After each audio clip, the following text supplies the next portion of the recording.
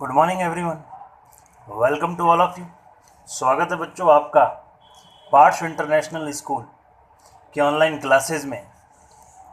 In this video we discuss about the types of function calling and today we discuss about second type of function calling, which is call by address.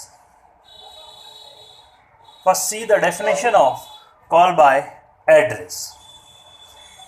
In C++ programming, at the time of function calling, when we passing the address of actual parameter to the formal parameter of function declared. So, this type of function calling is called function call by reference और address. जैसा कि मैंने आपको last video में बताया था कि function calling के टाइम हमने कॉल बाय वैल्यू में एक्चुअल पैरामीटर्स की वैल्यू फॉर्मल को भेजी थी, इसीलिए उसे कॉल बाय वैल्यू कहा गया। यहाँ पर हम एक्चुअल पैरामीटर मीन्स जो वेरिएबल्स ही हैं बट वो फंक्शन के ब्रैकेट में आते हैं, तब वो पैरामीटर बन जाते हैं। तो एक्चुअल पैरामीटर जो कॉलिंग के समय आएंगे उनका मैं एड्रेस भेजूंगा, और एड्रेस भेजने के लिए या एड्रेस के लिए जो मैं सिंबल यूज करता हूं उसे कहते हैं एम्परसन। क्लियर? अगर मैंने ए लिखा तो वो वेरिएबल ही दिख रहा है, लेकिन अगर मैंने एंड ए लिखा मींस ए का एड्रेस जाएगा। क्लियर?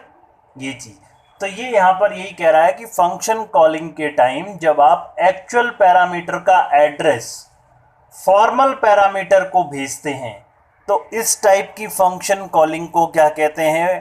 कॉल बाय एड्रेस या कॉल बाय रेफरेंस। बेसिकली हम इस पैरामीटर का रेफरेंस या एड्रेस पास कर रहे हैं, उसके थ्रू कॉपी कर रहे हैं। क्लियर?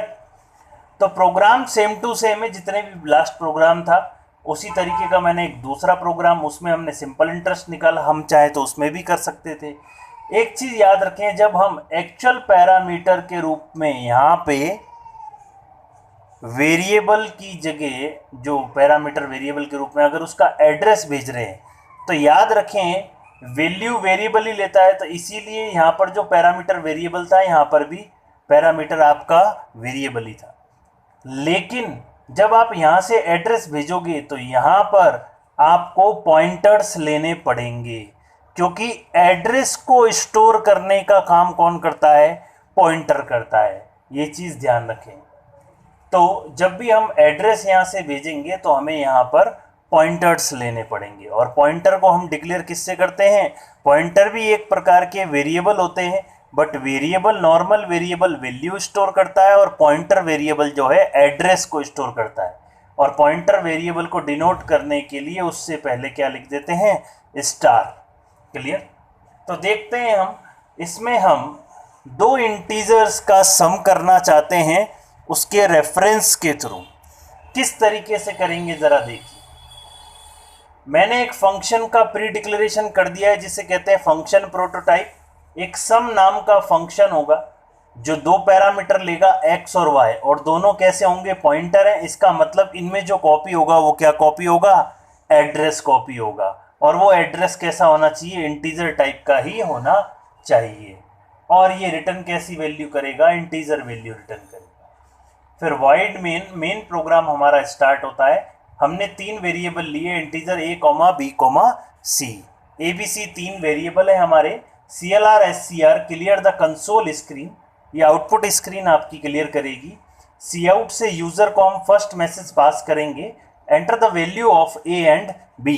जैसे ही कंसोल स्क्रीन आउटपुट स्क्रीन पर ये लाइन लिखी आएगी, enter the value of A and B, that means कि वो हमसे कंपाइलर क्या मांग रहा है? ए और बी का मान। ए और बी का मान ही, क्योंकि मैंने सीन के थ्रू ए और बी में इनपुट भेजा है। तो जो भी मैं फर्स्ट वैल्यू सपोज मैंने 10 दी और बी की वैल्यू अगर मैंने 20 दी, तो ए की वैल्यू जो है वो 10 हो जाएगी और बी की वैल्यू 20 हो जाएगी। फिर मैं चाहता तो a प्लस बी डायरेक्ट कर सकता था, लेकिन वो मैंने नीचे किया है। तो मैंने c बराबर एक फंक्शन को कॉल किया है जिसका नाम क्या है? सम, जिसका प्री डिक्लेरेशन ऊपर मैंने कर दिया था, जिसे फंक्शन की प्रोटोटाइप कहते हैं। ये फंक्शन की कॉलिंग हो रही है नाम से, और फंक्शन की बॉडी आएगी तो फंक्शन की बॉडी नीचे हम पूरी बनाते हैं। पूरा फंक्शन नीचे बनता है वॉइड मेन के बाद। तो देखें इसके अंदर मैंने दो पैरामीटर पास किए, एंड ए और एंड बी। अगर मैं ए और बी पास करता तो यहाँ पर सिर्फ एक्स और वाई लिखता, उसे कहते हैं कॉल बाय वैल्यू। लेकिन अगर मैंने एंड ए और एंड बी लिख दिया, मीन्स ए और बी का एड्रेस पास कर रहा हूं, तो यहाँ पर मुझे पॉइंटर चाहिए। तो कैसे लिखा मैंने, स्टार एक्स और स्टार वाई। फंक्शन का नाम सम है और ये इंटीजर वैल्यू रिटर्न करेगा। इसके अंदर एक लोकल वेरिएबल लिया है। अब याद रखें ये इंटीजर जेड जो है वो वेरिएबल है, लोकल वेरिएबल। लेकिन जब आप डिक्लेयर करते हो, फंक्शन बनाते हो, तो उसके जब ब्रैकेट में वेरिएबल आते हैं तो इन्हें बोलते हैं पैरामीटर्स। क्या बोलते हैं, फंक्शन के पैरामीटर्स। और इन्हें बोलते हैं फंक्शन के फॉर्मल पैरामीटर। और जब फंक्शन को कॉल करोगे उसके नाम से वॉइड मेन के अंदर, तब जो ब्रैकेट में आप पैरामीटर दोगे वो पैरामीटर होते हैं एक्चुअल। क्योंकि रियलिटी में, वास्तविकता में तो हमने ए और बी का मान लिया है, तो ए और बी की वैल्यू हम एक्स और वाई को भेजना चाह रहे हैं तो वो कॉल बाय वैल्यू। अगर हम उसका एड्रेस भेजना चाह रहे हैं तो कॉल बाय एड्रेस। क्लियर। तो यहां पर जो भी ए और बी का एड्रेस है कॉलिंग के समय वो एक्स और वाई में कॉपी हो जाएगा। फिर इंटीजर जेड एक वेरिएबल है, जेड के अंदर मैंने स्टार एक्स और स्टार वाई को जोड़ दिया। आप एक्स और वाई डायरेक्ट नहीं जोड़ सकते क्योंकि एक्स और वाई वेरिएबल है। आप दोनों एड्रेस को जोड़ेंगे तो उन दोनों एड्रेस पे जो वैल्यू पड़ी होंगी वो भी ऐड हो जाएंगी, और वो वैल्यू फिर जो मिलेगी वो किसको मिलेगी, वो पॉइंटर को नहीं मिलेगी, क्योंकि वो वैल्यू है ना कि एड्रेस।